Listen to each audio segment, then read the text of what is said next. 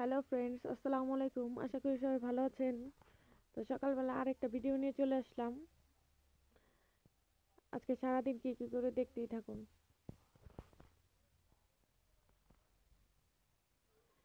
এখানে আমার মেয়ে আমার কাছে এসে দুষ্টুমি করছিল, তো ওকে একটু দেখালাম। হাই বলো।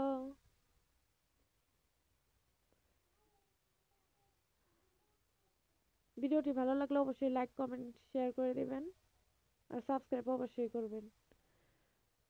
তো সকালবেলা ডিম সিদ্ধ করছিল মা, আমি খোসা ছাড়াচ্ছিলাম। এটা হলো আমার সকালের নাস্তা। আসুন করি সবাই মিলে। আর মেয়েও এসেছে খাওয়ার জন্য।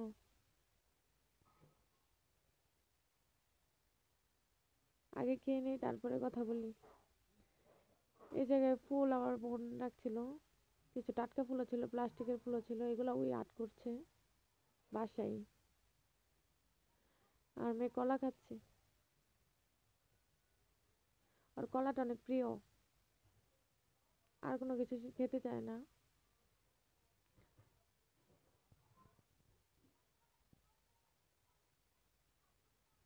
তো আমি একটু খেয়ে নিচ্ছি।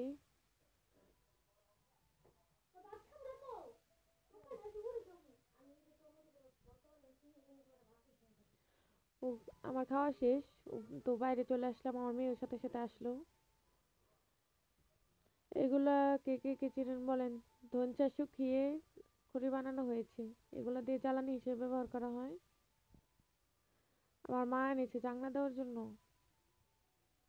মাচা তৈরি করবে। এখানে বাচ্চারা খেলা করছিল, লাঠি দিয়ে বর্ষা বানিয়েছে। ওদের স্কুলে খেলা খেলা হয় তো বর্ষা নিক্ষেপ, তো ওরা বাসায় এগুলো বানিয়ে নিয়েছে।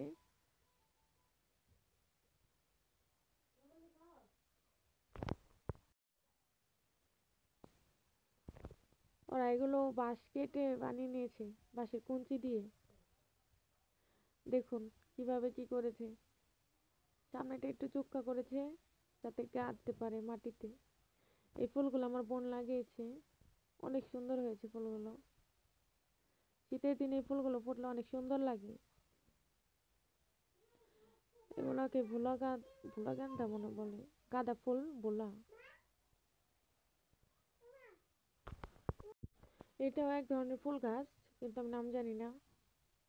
গাঁদা ফুলগুলি দেখতে অনেক সুন্দর লাগছিল, তাই আপনাদেরকে একটু ভিডিও করে দেখালাম।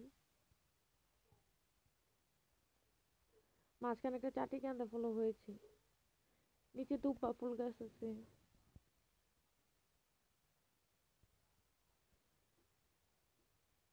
এগুলো এগুলো কোনো নার্সারিতে বানানো হয় নাই, এগুলো আমরা বীজ থেকে চারা তৈরি করে তারপরে লাগিয়েছি। এটা হলো একটা লেবু গাছ। আপনাদের আগের ভিডিওতে আমি দেখিয়েছি লেবু গাছের ফুলগুলো ফুটছে, ঝরে গেছে কিছু, লেবুও ধরেছে। দেখুন লেবুগুলো বড় হচ্ছে, ফুল ফুটেছে, গোলাপ ফুল ফুটছে। এটাও চাটি গোলাপ ফুল, ডাইলে থেকে হয়েছে এগুলা, ডাল কেটে চারা বানিয়ে তারপরে হয়েছে। এখানে আমার মা রান্না করছিল চাপা শুটকি। তো প্রথমে দিয়েছি তেল, তারপরে পেঁয়াজ, তারপরে একটু লবণ দিয়ে দিল, তারপরে চেপা যে আছে সেই চেপাগুলো দিয়ে দিল। এগুলোকে ভালোভাবে গালিয়ে নিচ্ছে। তারপরে দিয়ে দিল মরিচের গুঁড়া। মরিচের গুঁড়াটা একটু বেশি পরিমাণে দিতে হবে, ঝাল যেহেতু ভর্তাই হবে। তো এগুলা দিয়ে ভালো মতো কষিয়ে নিচ্ছে।